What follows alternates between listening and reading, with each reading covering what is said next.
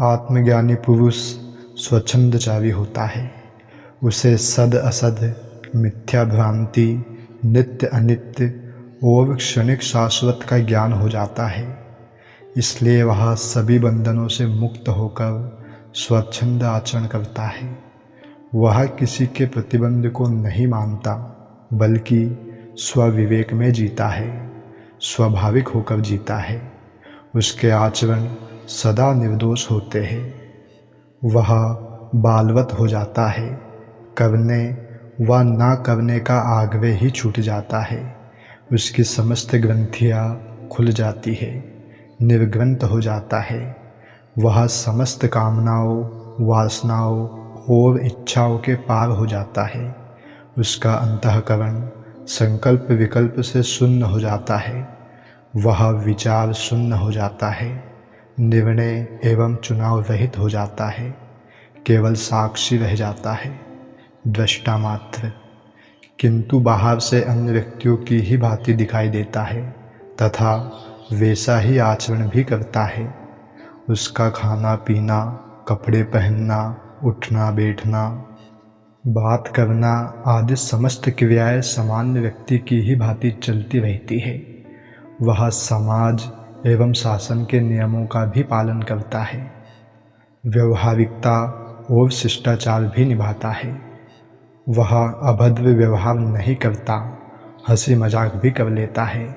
अर्थात उसका बाहरी व्यवहार सामान्य व्यक्ति की ही भांति चलता रहता है। उसे अपने ज्ञान का अहंकार भी नहीं होता। वह बाहरी अनुशासन की अपेक्षा स्व अनुशासन से जीता है, किंतु उसके भीतर बड़ा अंतर हो जाता है। इस भीतर को जानने का कोई उपाय नहीं है। इसे वही जान सकता है जो इस स्थिति तक पहुंचा है। अज्ञानी उसे नहीं जान पाते। वे उसे सामान्य जन ही समझते हैं। सामान्य जन ने मनुष्य की परीक्षा उसके शरीर की बनावट, उसके कपड़े पहनने के ढंग एवं उसके आचरण से ही करते हैं। ये मनुष्य को जानने की कसौटी नहीं हो सकते। बहुरूपीय एवं पाखंडी भी ऐसे अनेकों मुखौटे लगाकर भिन्न भिन्न आचरण कर सकते हैं। है कुछ, किंतु कुछ और ही दिखाई देने के लिए भिन्न भिन्न प्रकार के नाटक करते हैं। भीतर जहर भरा है, बाहर अमृत में वाणी बोलते हैं। भीतर कुटिलता है, बाहर सहिष्णुता का उपदेश देते हैं। भीतर हिंसा भरी है, बाहर अहिंसा की तख्ती लगाए घूमते हैं। इसलिए बाहरी आचरण मनुष्य की कसौटी नहीं हो सकता। अज्ञानी ही बाहरी आचरण के अनुसार मनुष्य की परख करता है, ज्ञानी नहीं। अष्टावक्र ने इसीलिए बाहरी आचरण से मनुष्य की परीक्षा करने वाले को चर्मकार की संज्ञा दी, जो केवल चमड़ी के पारखी है। ज्ञानी ज्ञान को देखता है, बाहरी आचरण को नहीं।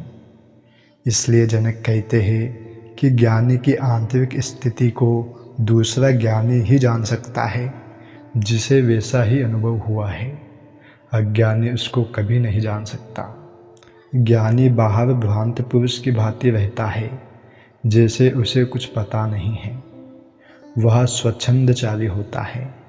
वह भिन्न भिन्न दशाओं में भिन्न भिन्न प्रकार का व्यवहार करने वाला होता है। इसलिए इन बाहरी आचरणों से उसे जानना कठिन है। दोस्तों, कृष्ण को जानना इसलिए कठिन हो गया कि वे माखन भी चुराते हैं, रास भी रचाते हैं एवं गीता का उपदेश भी देते हैं। ये सब बाहरी आचरण हैं, जिनको पकड़कर व्यक्ति का निर्णय करने वाला हमेशा चुकेगा। आचरण बदलने से ज्ञान नहीं होता। आचरण ज्ञान की छाया है। भीतर शुद्ध होने पर आचरण अपने आप ठीक हो जाएगा, करना नहीं पड़ेगा। आचरण को ठीक करना सामाजिक उपयोगिता है, सामाजिक आवश्यकता है, किंतु इससे आत्मज्ञान नहीं होता।